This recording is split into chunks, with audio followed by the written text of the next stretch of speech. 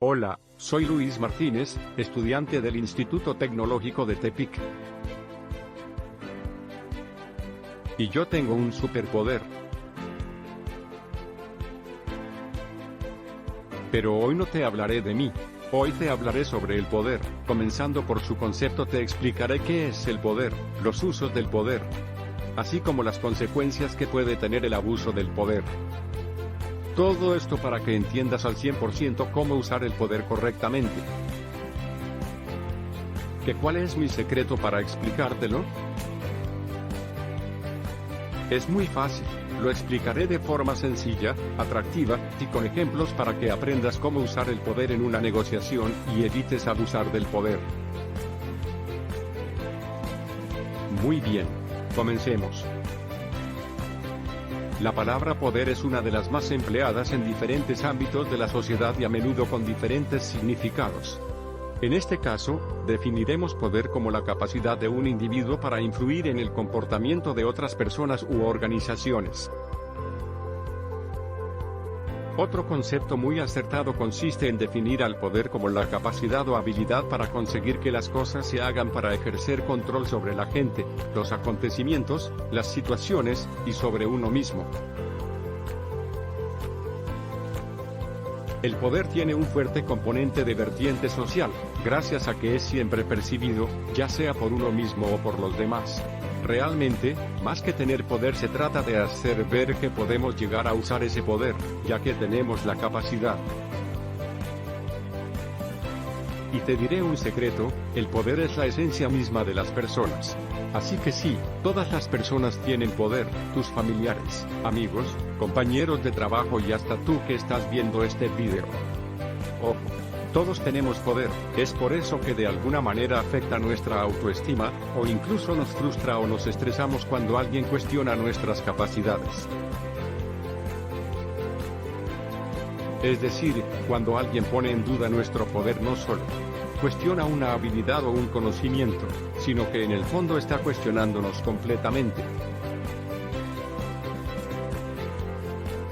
Sin importar el tipo de poder del que se trate, todos los seres humanos desde el momento en que existimos tenemos poder, así como un recién nacido tiene poder sobre sus padres, estos tienen igual poder sobre él.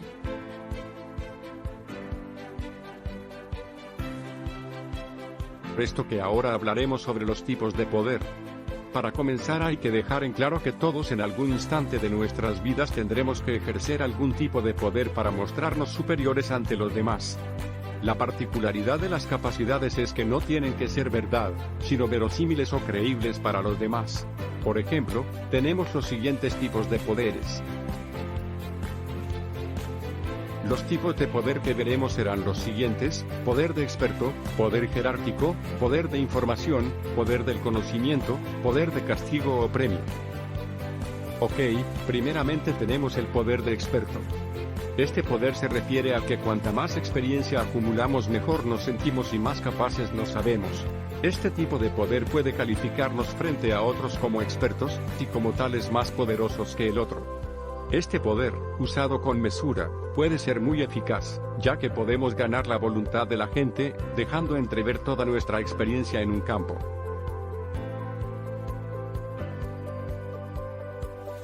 Organizaciones jerarquizadas como el ejército, la iglesia o la academia, el rango cuenta, y mucho a la hora de negociar. Pero ten cuidado, el uso de este poder de manera indiscriminada puede revelar que no somos otra cosa más que un uniforme o un título. Debemos recordar que cuando uno negocia espera hacerlo con una persona, más que con un cargo o una gorra de plato. Le recomiendo que no abuse de este poder, puesto que igual que... Continuemos con el poder de la información. Este tipo de poder quizás sea el más crítico, pero el más efímero. En un momento dado una información puede ser muy poderosa, pero al momento volverse insustancial. Nunca está de más proveerse con información. De la misma manera que la información, el conocimiento también es poder. con el único detalle de que a diferencia de la información el conocimiento supone ser un poder más duradero y perdurable. Es decir, cuanto más sepamos sobre algún campo y más sepan los demás cuánto sabemos, más fácil nos resultará negociar. Por ejemplo, preguntémonos cómo nos sentimos cuando estamos en una conversación y no sabemos ni una palabra técnica empleada. Podemos castigar a alguien o recompensarle. De esto trata el siguiente tipo de poder, el poder de castigo o premio. Lo ideal es que los demás han de percibir que somos capaces de premiar más que de castigarles, es decir, con nosotros tienen más que ganar que perder. Por otra parte, el castigo se debe emplear en escasas ocasiones, y en pequeña medida. El poder no lo tiene quien castiga, sino quien perdona. Si se usa demasiado se devalúa, y si se usa con quien no se debe, también.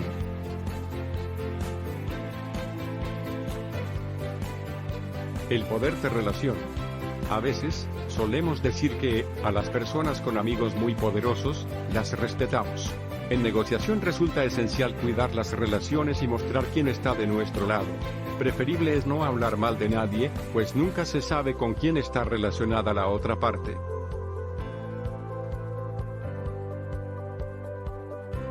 El poder más decisivo puede ser el poder de riesgo, es decir, cuanto más podemos arriesgar porque menos tememos perder es lo que nos hace fuertes frente al otro.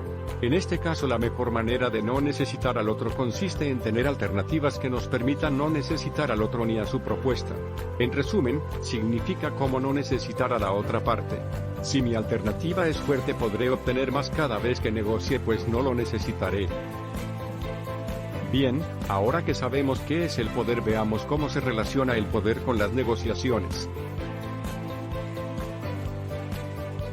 En las negociaciones empleamos todo nuestro poder para conseguir un objetivo, ya sea aliándonos o compitiendo. Hacemos muestra de nuestro poder en la medida en que lo creemos necesario. El poder se emplea en la negociación para hacer ver al otro que si supera ciertos límites puede salir perjudicado o beneficiado. Por ello, en una negociación debemos cuidar todos los tipos de poder y saber, en comparación con el otro, en qué nos podemos superar para utilizarlos en un momento dado. Aquí es donde entra el uso del poder. El uso del poder es un arma poderosa en la negociación, y lo que debemos saber de este es que, cuanto más poder le hagamos sentir a la otra parte que tiene, más positivas serán sus emociones, mejor se sentirá y estará en mejor disposición para llegar a un acuerdo con nosotros. Es importante entender que el poder de negociación nos indica que si una de las partes de una negociación tiene más capacidad o menos para alcanzar lo que quiere. Negociar implica ceder en algunos puntos para lograr los mejores beneficios, y que se concrete un juego de ganar-ganar, donde las dos partes queden satisfechas. En la negociación, además de otros factores, se toma en cuenta la relación costo-beneficio. En algunas ocasiones existe una parte que tiene más poder de negociación, esto implica que tiene ciertas ventajas frente a la contraparte, especialmente por los costes que esto le pueda ocasionar. Sin embargo, aún en esta situación las empresas, proveedores o clientes, o cualquier persona que negocia, tienen que aprender a ceder para evitar ocasionar un daño mayor que sería en este caso perder un proveedor, un cliente o la relación amistosa con otra persona. Genial, ahora acompáñame, te daré unos consejos pero sobre todo te enseñaré cómo hacer uso del poder para que logres aumentar tus poderes de negociación. Bien, entre los factores más importantes para hacer un correcto uso del poder tenemos los siguientes. Primeramente te aconsejo contar con la mayor información posible. Es muy fácil, mientras más información tengamos sobre los aspectos económicos y técnicos del asunto que negociamos, más ventaja tendremos. Nos ayuda a influir sobre la contraparte, es por eso que es conveniente actualizarse en el tema que estamos tratando. Aunque no siempre podremos contar con toda la información que necesitamos. Si esto sucediera, la negociación sería perfecta. El siguiente consejo consiste en pensar en las preguntas que nos puedan plantear. Si nos anticipamos a las dudas que nos puedan plantear, y nosotros nos preparamos en lo que podríamos responder, dejaremos una mejor impresión con nuestro interlocutor.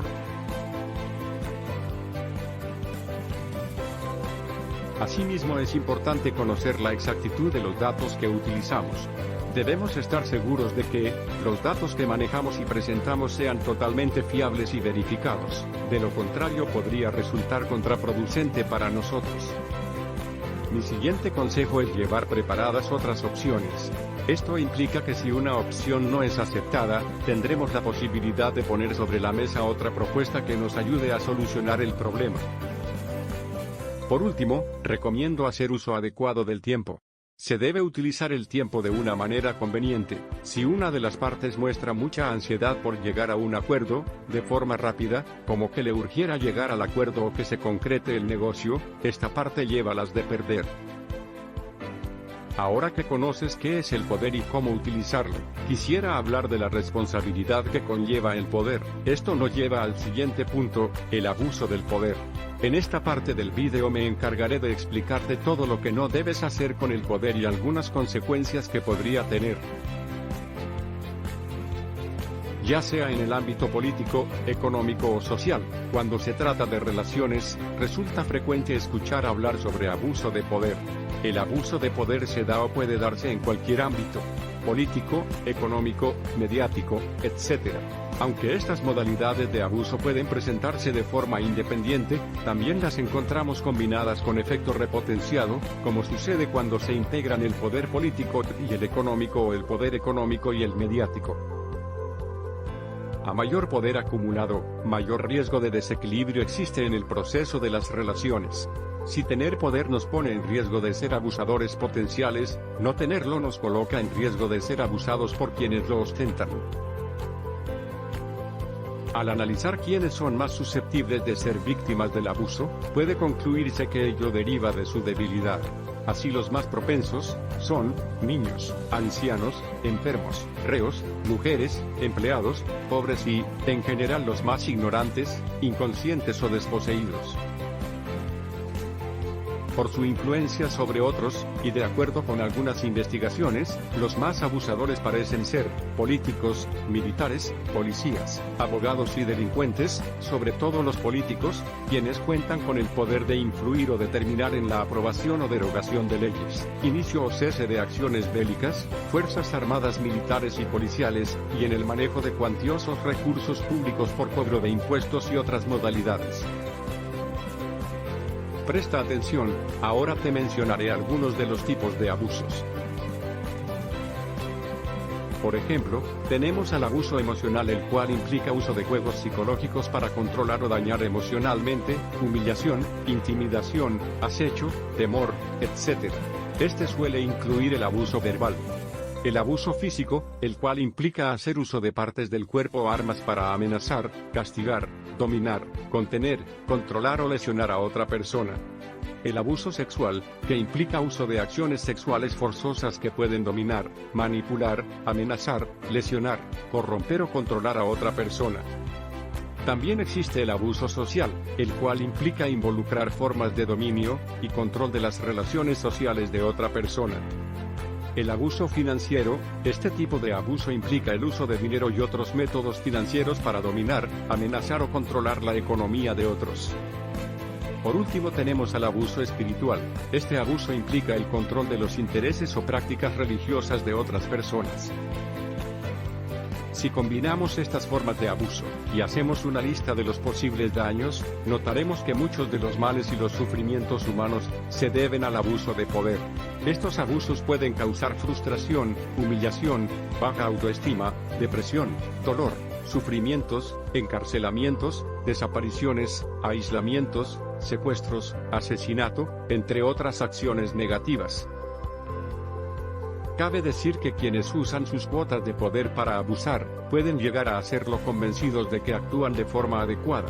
Son muchos los desmanes que se han realizado utilizando la ley o a Dios como excusa. Es por esto que es necesario tener criterio propio, y saber evaluar cómo estamos usando el poder. Es posible evitar el abuso si no se le tolera, y se asume la necesidad de un cambio personal y social que no es, por cierto, sencillo ni inmediato. Para ello es necesario tener bien en claro la ética, la moral, y sobre todo la ley. Así que ya lo sabes, para combatir el abuso de poder, debemos comenzar dentro de nosotros, superando las tendencias egoístas y utilitaristas en el manejo de los vínculos, y lo más importante, evitando lastimar a los más débiles. Además, asumiendo la tolerancia y la benevolencia como valores necesarios. Muchas gracias, eso fue todo por mi parte, espero que ahora conozcas el significado del poder, y sepas hacer un buen uso de él, pero sobre todo espero que ahora puedas diferenciar cuando se está cometiendo un abuso de poder. Sin más que decir, me despido y te recuerdo que yo soy Luis Martínez, estudiante del Instituto Tecnológico de Tepic, realizando este video de tarea para la materia de Laboratorio de Habilidades Directivas. Muchas gracias.